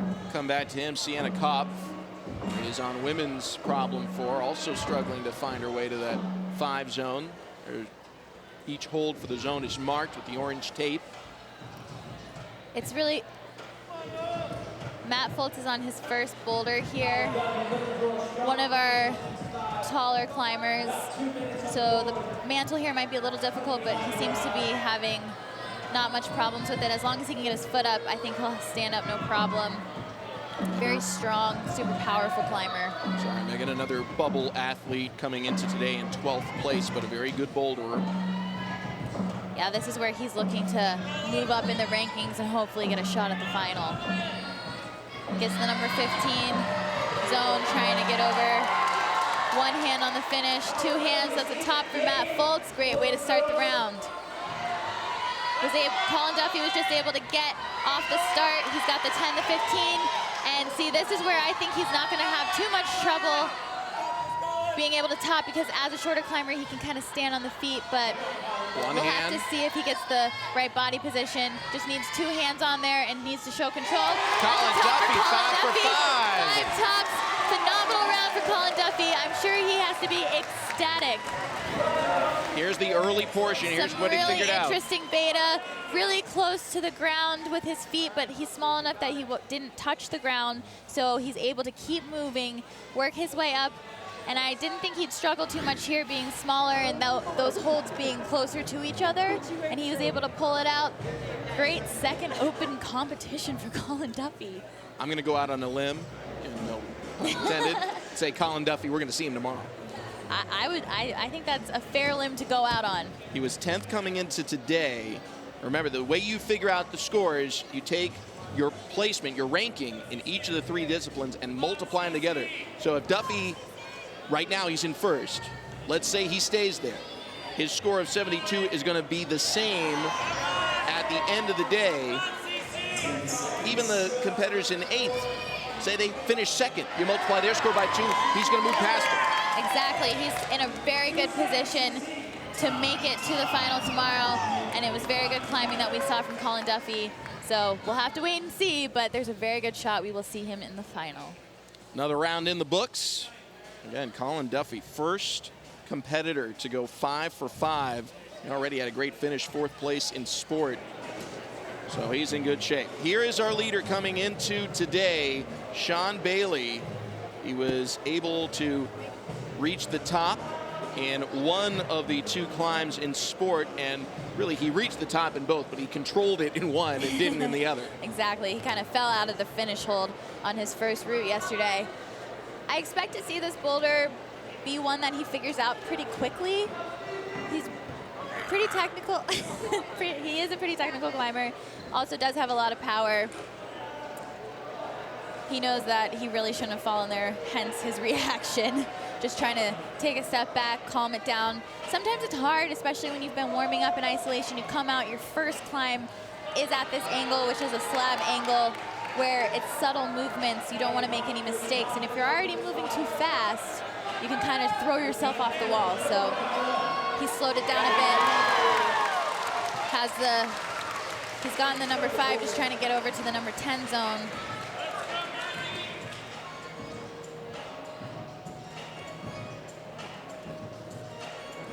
He has control of the 10 because he has moved his body while being on the 10 hold. So now he just needs to figure out how to mantle it up, as we've seen the other climbers do. Trying to rise up from that 10-point hold. Looking pretty casual. He has the 15. Same thing, just trying to keep those movements slow enough and not rush them when you need to be delicate, because you don't want to blow it here. Sean Bailey doing a very good job. 2 hands on the finish. Top for Sean Bailey. While we were watching him moments ago, Kyra Condie on boulder 5. 1 try was all she needed. Really good for Kyra. Another flash in this round. I figured she would like this boulder. It's not the most straightforward of the boulders, but if you can kind of figure out what you need to do, it puts you in the right position. And a lot of these climbers are so strong on those types of holds, and they're able to top the boulder because of it. 2 tops for Kyra Condie in the round. She came into today in 5th place with a couple of top 5 finishes already. That puts her in a really good spot. You know, we've seen a couple athletes reach the top on multiple boulders, so I don't want to get too far ahead of myself, but she's in a pretty good spot right now. We definitely don't know the exact scores, but it's Brooke and Margot and Kyra, I believe, with 2 tops each. And Kyra has 2 flashes, though, so that'll work to her advantage. If she can pull out a 1, it'll put her in a really great spot. This is Noah Ridge right now on problem 5, and he reaches the top. Really good climbing from Noah Ridge on that boulder. Just trying to make sure you don't move too fast again on a boulder like that. It's all about the subtle movements. This is Joe Diaz, who was top 10 in sport, working right now on boulder 2. He has control of the 5 zone. We've seen a couple ways to do this boulder in general. Some people choose to use the 10. Colin Duffy chose not to. He's got a fire to the 15. Kind of lost it with the swing, so there's no control there of 15, but at least he got the 10. That's going to be too much time for him, though. Carlo going for the...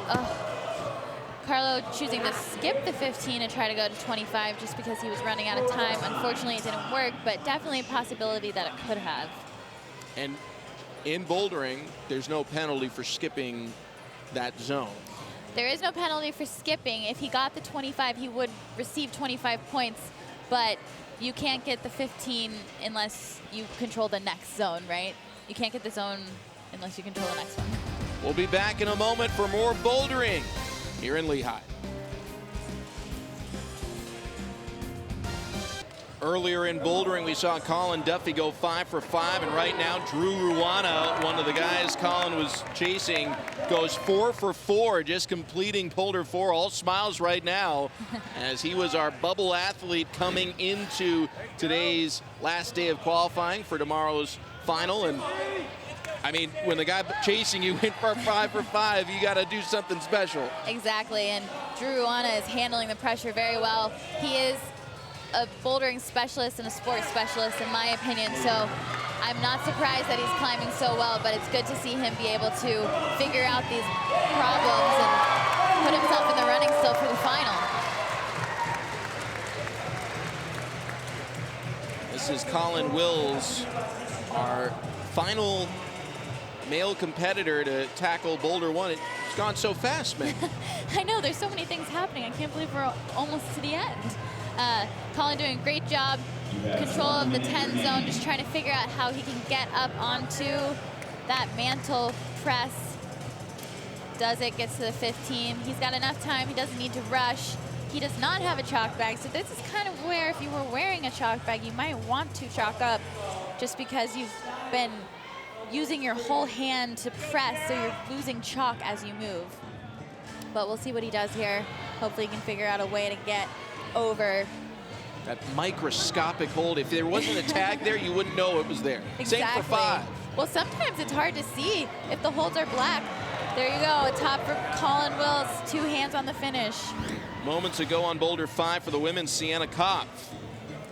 Another top for her. She's having a really amazing round. We saw her fight so hard on number 2, and here she goes for women's number 5 with another top. Very pleased with that. Really nice beta at the top, a nice toe hook on that black sloper for Sienna Kopf, using her length to her advantage on that one. So multiple tops for her. Now we've got our leader for the men, Sean Bailey, back on the wall on problem 2. Sean, 22 years old. Would you say that's the prime of your climbing career at this stage of the sport? I would say 22 is a great age and could be called a prime. I think for the men it can go a little later than the women these days, but 22 is a perfect age.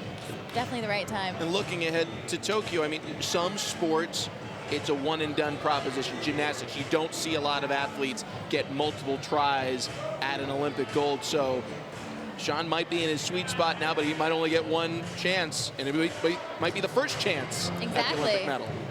I mean, I feel like he is in a really good spot, so we'll have to see how it goes, but definitely set up nicely. What I love about this boulder specifically is that there's so many different ways to do it. We're gonna have to see him set up for the jump to 15, which seems to be the hardest move. Tries to stop his swing, but his legs were kind of helicoptering, as we would say. Kind of pulled him off the wall. For an elite climber like Sean, as we see another attempt here at 15. See his legs kind of swinging, and it kind of pulls him off the wall in a spinning motion. Hard to control. Elsewhere, Joe Diaz reaching the top of Boulder 3. For these elite climbers, say they have a specialty, how much time do they spend in each discipline, knowing that they're now going to be tested in all 3 in these combined format competitions? Bouldering and sport definitely kind of help each other out. Like, it's easy for people to be working out and doing a lot of bouldering and sport climbing. They complement each other very well. It kind of makes you a better climber to do both of them and excel at both of them. So to find time for those 2 is pretty easy. I think trying to find the time to work speed into your routine is a little bit harder. Oh, another attempt for Sean Bailey. Now, trying something a little different. There, but if you were the judge, you're not giving him control for that. No, he never stopped moving, and so he never really showed control of 15. So 2 hands doesn't matter. You have to show that you have established on the hold in order to get that point. Carlo Traversi on his final boulder potentially of the competition. He was not in a great qualifying position coming into today. Yeah, unfortunately, I think he would have needed to do a little better in the bouldering in order to possibly make it into tomorrow, but I do believe he should be able to figure out a way to top that boulder. A little bit of too much fast movement there. He needs to kind of slow it down in order to figure out the right body position to get 2 hands on that. Looked like as he was coming off, he knew he hadn't done it, then flashed a glance at the judge like, that count? Maybe? Like, wait, are you going to give it to me? Okay, I'll do it Never again. hurts to ask. 1 minute left here in the round. And another attempt for Sean Bailey on Boulder 2. Definitely need to just see if he can figure out how to get to that 15 and control the swing. He might be able to do it. See if he tries something different. Yes. That time he left his left hand down on the smaller crimp hold in order to control the swing. So now he has the 15, but he still needs to figure out this difficult way in which you need to get to the 25. Looks like the right beta to me, nice and in control. Has to get 2 hands on though for a top, working his way up to the better part of the hold just to secure it. And that's a top for Sean Bailey. So he's 2 for 2 right now. Really good way to start this round. having 2 tops already. 10 seconds left. We're going to have another athlete go for 5 for 5. Drew Ruana. Seeing if Carla can figure out the right body position in order to get 2 hands on this. Not quite enough time. So close, but not quite for Carlo. Sean Bailey, though, 2 for 2. Really smart move here. You see he holds the left hand to control his swing. He keeps it on that small crimp. And then really smart going into the hold that is above the 15 with his left hand as an undercling to get into a secure position in order to reach the final hold and not be flying around. More static way to finish that boulder. We're in our final few rounds here in bouldering. This is Drew Ruana. Already on. Trying to be the second athlete to go 5 for 5 on these bouldering problems. And he's already on to the 10, so he's off to a really good start. Looks like he's done all the boulders pretty quickly, too. He has 2 flashes so far. This would be a third. He's close already. Looks like it.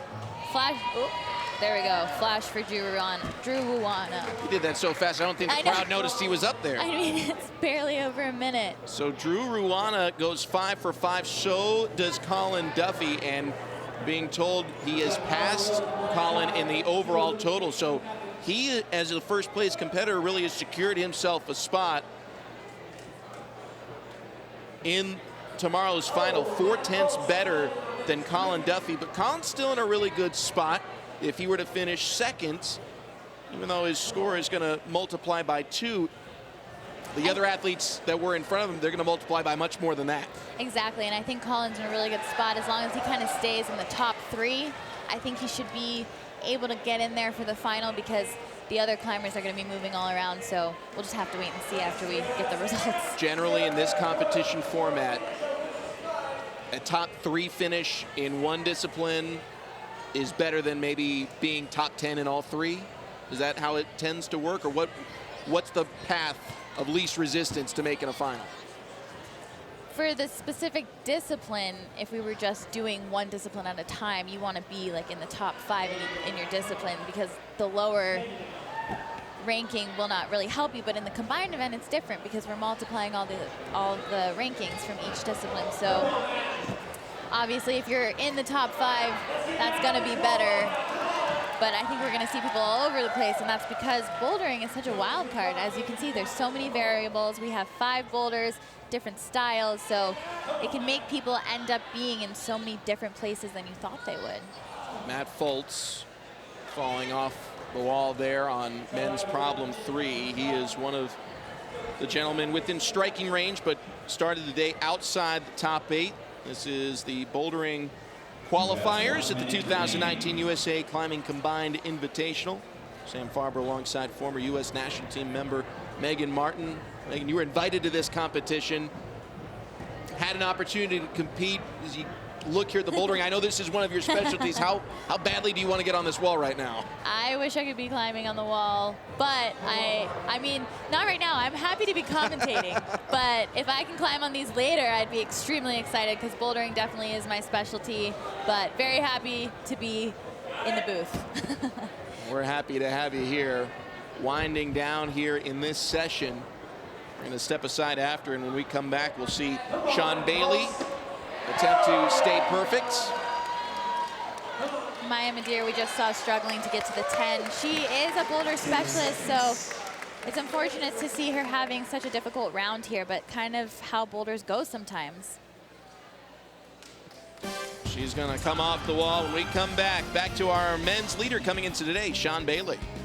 Well, I really thought when we went to commercial we'd see Sean Bailey attempt boulder 3 live, but here's the replay of what he just did.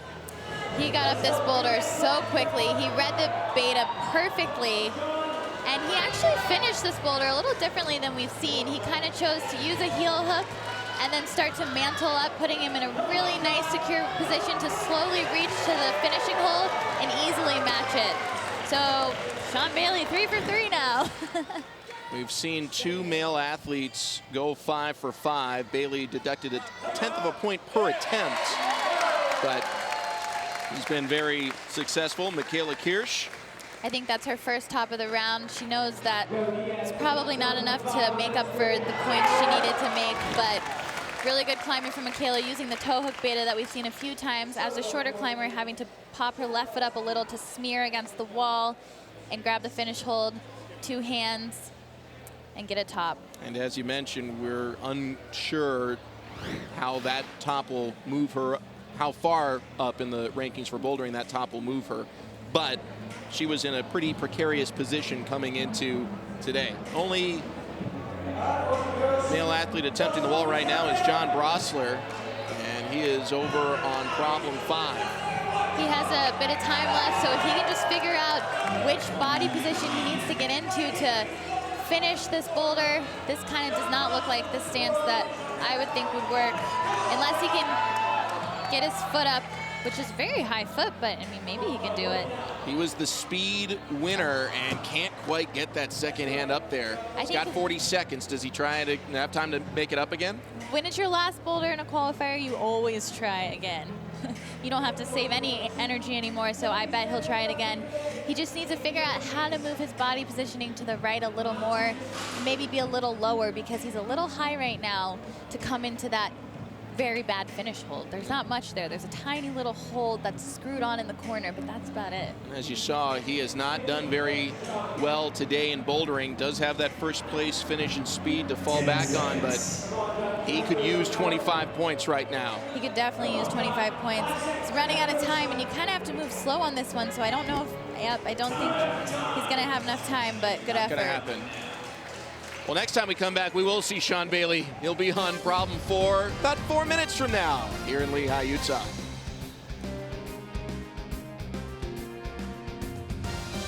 Final few rounds of bouldering here today in Lehigh, the 2019 USA Climbing Combined Invitational. You're looking at Matt Foltz from Westminster, Colorado, and he has now had his 3rd top out of 4 attempts here. That's huge for him, as he was one of our bubble athletes on the wrong side of the bubble. Came into today in 12th place, but strong boulderer. This was a chance to make a move. Definitely a chance to make a move in this round. Probably would have liked to top all 5, but he still has a chance to get 4 in there, which should improve his ranking and hopefully move him up and give him a shot to make it to the final. Just to clarify, it was his 3rd boulder out of 4 different boulders, not attempts. Correct. To reach the top. So for scoring purposes, if you're scoring at home, that makes a huge difference. If you're scoring at home, God bless you. Here's Colin Wills, who will be the final man on the wall today. He's our last competitor, working right now on problem 3. He was in this position a few seconds ago and couldn't quite figure out how he could get to the top. We've seen this beta work. Not sure if it's the right beta for him, but oh, so close. He still has time to figure it out. Luckily, it doesn't take too much time to get back to the 15 zone hold, but we'll have to see if he's able to pull it out in the last few seconds. Maya Madere from Stanford, California, our final female competitor, trying to end her day with a top. Really awesome for Maya to get a top in there. Unfortunately, it's not the round she needed. She struggled a bit in this round, but ending around with a top is always better than ending with no tops. Back to problem 3, and Colin Wills.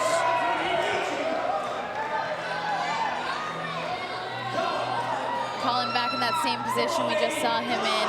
Oh, even closer, decided to go with that different beta. Maybe if he had used that beta earlier, he might have been able to stick it, but I think he was getting a little bit tired as the round went on. Going to problem 4 now is Sean Bailey. He was our leader heading into today with a 1st place finish in sport. And right now, at least at this stage, he's at worst in 3rd place moving in to wall 4. We've only seen 2 athletes complete all 5 of these boulder problems, so he's got a chance to possibly have 2 1st place finishes in these qualifying rounds. Yeah, he's definitely in a really good position right now with how he's been climbing throughout this round. I do think that he'll do well on this boulder. I think he has very strong fingers, and you're seeing a lot of smaller holds that are only reaching down to like half a pad on your fingertips. He's also very flexible, and he's 5'7", so I think that kind of works well for these last two boulders. Not being too tall on them is kind of helpful. As you see, his knee is so high up, close to his chest. And there we go, another now flash with 2 hands on the top. Control of that 25 point for Sean Bailey. Just working his way up in this round. Making it look very easily. He's 4 for 4. He'll try and join Colin Duffy and Drew Ruana as the only male competitors, or competitors period, to go 5 for 5. This is Joe Diaz on boulder 5. 1 hand up on 25, make it 2. Very nice finish for Joe Diaz. Finding that body position. It's really subtle, but if you can get in the right position, you're noticing that the men are not having too much of a hard time getting both hands on the finish. With everyone off the wall right now, we'll take a closer look at Sean Bailey. His score through 4 boulder problems, almost as strong as you can get.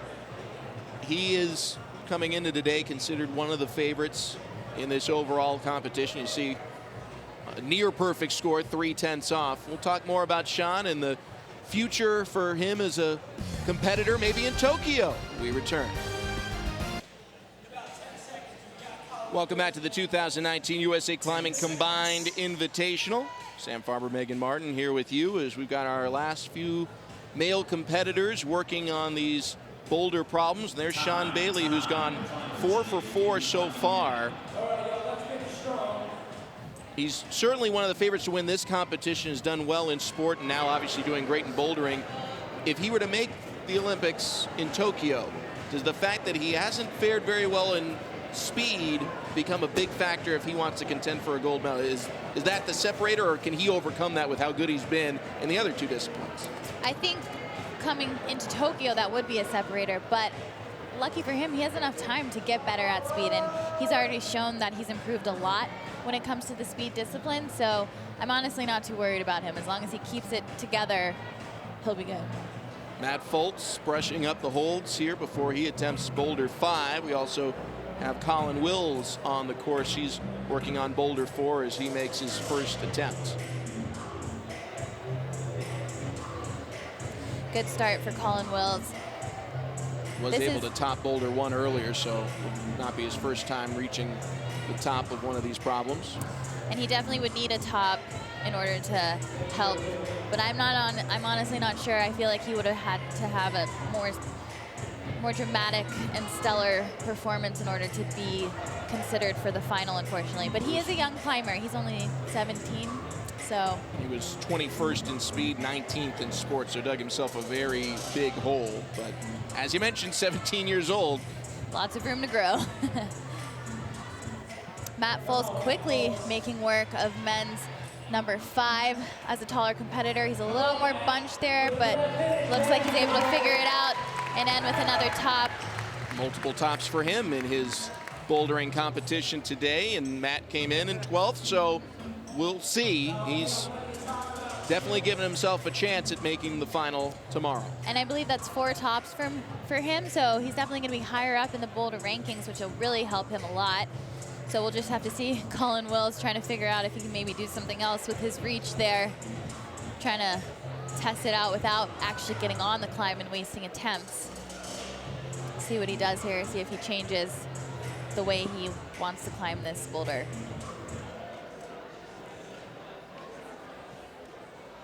Back on the number 5 zone hold.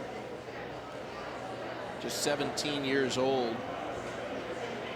How much of value is this experience being in this kind of competition for his future? For his future, being able to compete in such a prestigious competition like this one is definitely helpful for him. He's also done some World Cups in bouldering and Pan Americans. So he's done a lot of bigger competitions, so it's only going to help him adjust. Gets the number 10 zone now, but those feet are so slippery, he needs to figure out a way to get his other hand on the hold that's underneath the number 10 hold, trying to control that swing, a little slip, gets him off the wall. To put it in perspective, at 17, when we get to the 2024 Olympic kind of qualifying schedules, he'll be the same age then that Sean Bailey is now. So they're different climbers. Totally. Who knows what he'll turn into, but he's got a long time to get to maybe that peak performance age that Sean Bailey is sitting in at this moment. Exactly, and a lot of the athletes are in that position where, you know, if it doesn't work out right now for them, they're young enough to where they should have another chance. Right now, you see him doing what he was kind of thinking about doing earlier when he spread his arms out, seeing if this is going to be easier for him to get into the right position. Looks a little tricky. Risky moves there, but you never want to stay in a box when you're trying to figure out a boulder problem, because sometimes you need to try different things in order to make the moves work. If you try the same thing over and over again, you might never figure it out. Only one competitor on the wall right now, and that is Sean Bailey, who has gone 4 for 4 so far. And as he takes a look at problem 5, what about this boulder suits him? I think this boulder will suit him very well. Another technical boulder with small holds, and he has very strong fingers. As one of the medium height ranged climbers, he's not going to end up feeling super bunched at the top, which will be really good. And he's very flexible, so you'll see him move his hips a lot, drop his knees, and get himself into the right body positions, and he's able to do it easily. As long as he doesn't get confused and get out of sequence or something, I could see him flashing this boulder. Which is the 5-point zone. He's Now already the 10. in very good position. Gets to the 15, or heads for the 15, now has it. So now he just needs to figure out the right body position. So if he does it wrong here, he could possibly fall. But if he can be smart enough, like he clearly just did, 2 hands on the top, another flash, which means he ends up with, I think, 3 flashes from the round, putting him in a very good position, possibly in the number 1 spot. We'll have to wait and see with the scores. He's but in a really good spot. He's at least in the top 3. We know that. Definitely, he is in the top 3 for sure. Let's take another look at his ascent here. Really easily got to 15. And I actually thought this next part was really interesting because he reached for the little screw-on hold on the volume, getting it, and then he had to slowly switch his feet in order to come in and match. But like I said, he has really good body control, an extremely strong climber all around, and just made it work. Well, while we've got a moment here, we're going to take at the women's standings. These are unofficial at the moment. There's a review period, but the projected qualifiers in the number 1 position is Kyra Condie with an outstanding overall performance. Kyra, the 22-year-old from Shoreview, Minnesota.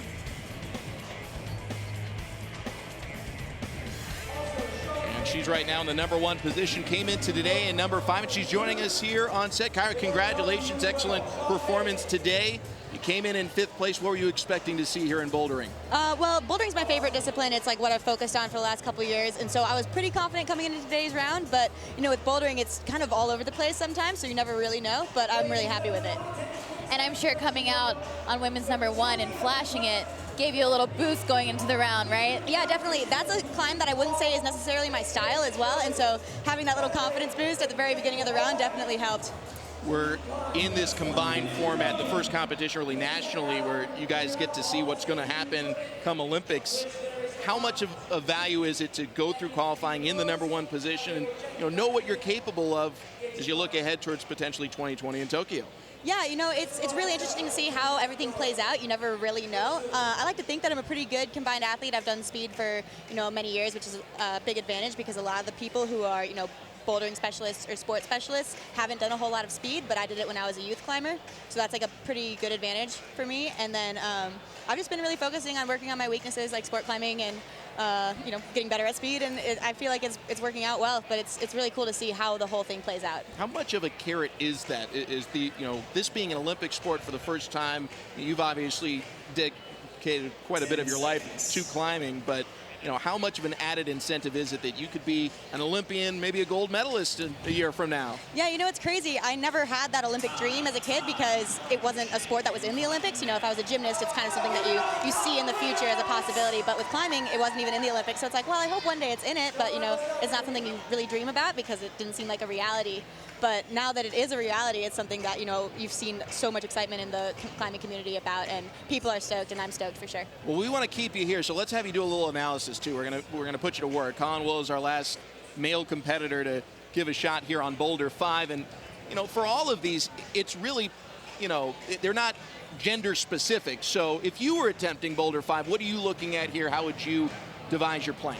So with our scoring system in the U.S., we have the 5, 10, 15, 25, as I'm sure you guys have been talking about. But that definitely gives you some clues about how the boulder is supposed to go. So this one is something kind of cryptic. If there was no points there, you wouldn't really necessarily know kind of what holds they expect you to go to first.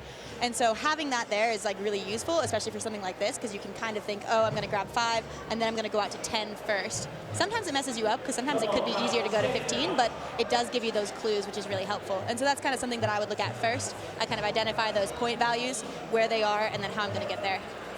And sometimes they do that. They actually kind of trick you, and they have the 5 or the 10 in a different place, and you wind up messing up the sequence a little bit because it's not as obvious. Yeah, occasionally. I've definitely had a boulder where it was easier to skip the 10 hold.